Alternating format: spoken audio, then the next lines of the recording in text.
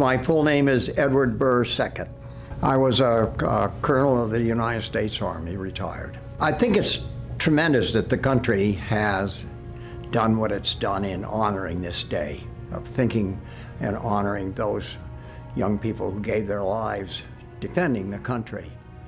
But I do realize that in people's recognition in honoring Memorial Day, that it is somewhat abstract. There isn't a direct connection necessarily between people on, for example, someone on the street thinking about Memorial Day, associating it with what actually went on, or what this is really about. So I thought that in going over that it would be really wonderful if Americans could be gathered at one of the cemeteries overseas. In particular, I think of the cemetery at Omaha Beach in Normandy, France, where I've been a couple of times, and which is the home of 7,000 young Americans that were killed in the battles on the beach and in Normandy. And in thinking about that, I am reminded of the fact that I myself came extremely close of being one of those crosses in that cemetery. Bill Graaff, Colonel Infantry. I'd ask them how they remember their family. Do they remember their grandparents? Are their grandparents still alive? If they're not, how do they remember them if they're great-grandparents? Because that's what this is. Memorial Day is a chance for the country to remember those that have passed before. They've been part of the family called Americans. One of the things I remember is my buddy from Fort Bragg days. He and I met down at Fort Bragg and joined up. We were in the same squad, this sort of thing.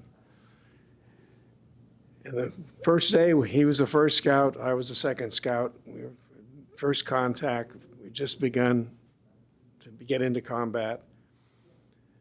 And he was killed 10 feet in front of me. I remember it to the day. And I think of that a lot. I knew him, I knew his fiance, I met her when we came back. I came back from Europe. But I remember Bob Miller very well. It's one of the things I think about. And I think of all the others that are in the same boat that didn't get home. Frank A. Gregg. My rank is Colonel, retired. Only the ones I reflect on are those that I knew, because I knew a lot of veterans of World War II who gave their lives, and I remember them quite well, and where we were and what they did at that time. And was I involved with trying to get them out of where they were, or was I involved in any way in which they met the end, you might say? But other than that, I just remember the friends that I had that didn't make it. In a fight in south of Carrington in July of '44, I was hit by a fragment from a shell, which entered my body from the back about the level of the heart. But fortunately, it was moving upwards, so it went on up and out and through me without bringing any serious damage. And in thinking about that, I also thought about my future after that. What went on? I went on to came back to the unit, went on to the Elbe River where the war ended, and then I came home. I married the girl I'd been in love with for 3 years, and we went on with our lives. We had 67 years together. We had 2 wonderful kids. We enjoyed all that this country has to offer, all of the fun things, the work things, and it was just a wonderful life experience for us. And that's what these young people that were in those graves might have done if they had lived. So we need to honor them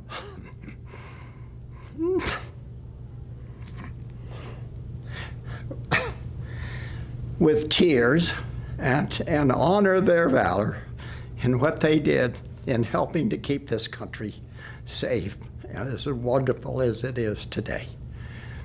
And I hope that people, as I said in the beginning, would have a chance to have that kind of an association with this Memorial Day that we honor. Major General George A. Reb, REBH. Well, to me, it's a very solemn occasion. I had many of my classmates that were killed during World War II. Two of them in particular I remember, because I used to go around and visit organizations, and I visited them, and then the next time I came around, I had been informed that they had been killed during the war. Had many in the Air Force that were also shot down. In 1974, I think it was, I was invited back to my hometown, Dearborn, Michigan, to be the Memorial Day speaker, which to me was a real honor, and rode through the town with the mayor and, waving and so forth. And I gave my speech, which was well received.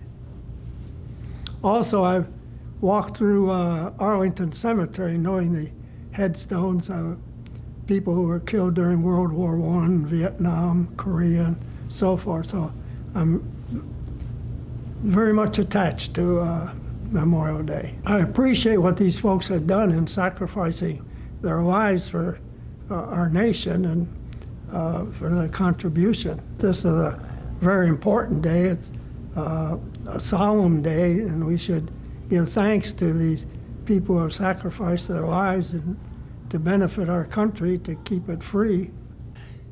The other thing is that you were, I think, interested in was, did I have an example of someone really affected by the war?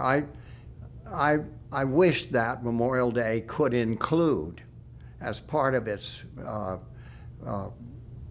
day of celebration, not celebration so much as honoring, but the lives of the people that were affected by this war, the lives, the families. There were 400,000 men killed, men and women killed in World War II. They left behind a trail of probably 2 or 3 million people that were directly affected by their loss. And if I were to pick out one case that I was intimately familiar with, it would be my wife's sister, who fell in love with a youngster in high school, Al Bridges. Al was just a tremendously fine young American boy who was interested in being in the Navy. He was got an offer to go to the Naval Academy, but he failed the eye exam, and having failed that, he still was determined to contribute. This was in the early 40s, after the war had started, to the defense of the nation. So he joined the Navy as an enlisted man, and in he and June were married. They had a baby, and about time young Al was 3 months, Big Al went off to the Pacific and was put on board the USS Wasp, which was about the spring of '44, was hit by a Japanese fighter bomber. One bomb hit the ship, and a fragment from that bomb went through several partitions. Al was a chief of a gun section and pierced his heart and killed him. There's absolutely no way, it's immeasurable, the pain on that family. I don't think June ever recovered from that loss, ever in her entire lifetime, got over losing her lover. They probably never even had a fight before he had gone off to war. So there was that as an example of the pain and suffering of the families, which goes on today in today's wars just as much. And I think it would be very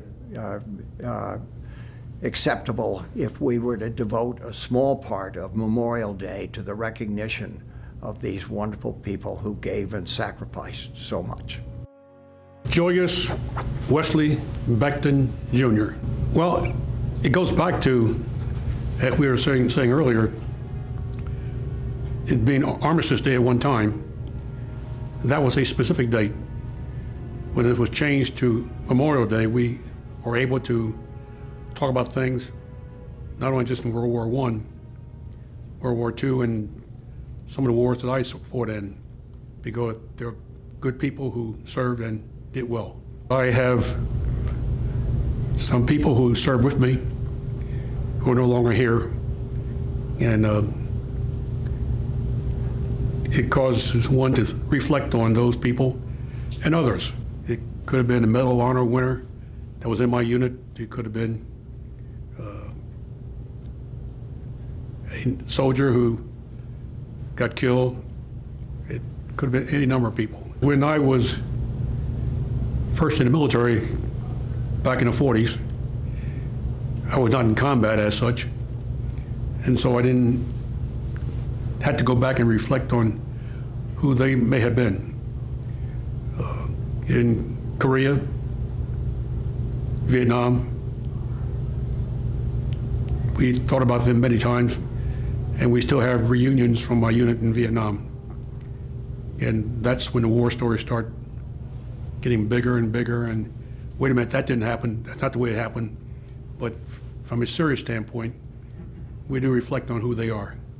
I really think that for Memorial Day, Americans should, if they can, visit one of the cemeteries and see the graves of the people. Arlington, of course, would be a great place to go, but it's more than just a lost soldier place. It's a lot of people who've died of old age, as I will, and probably go there. But a place like Normandy, I pointed out, and other cemeteries, whether they be in Okinawa or Hawaii, are really made up of the young men and the young women who were in the middle of it and got killed doing what they were doing, and did it for this country. And I think the main thing about Memorial Day, hopefully, is to make Americans realize, if it can be done, what a tremendously wonderful place they live in. What a beautiful place this country is.